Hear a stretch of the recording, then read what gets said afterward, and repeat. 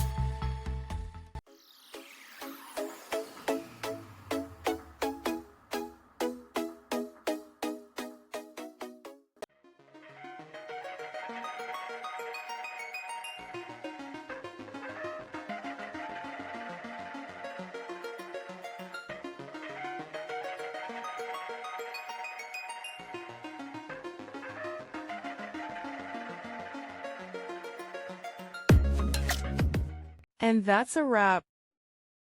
I hope you found the answer you were looking for. If you did, take a second to hit that subscribe button. It really helps out. And let me know in the comments which solution worked best for you. See you next time in the debug zone.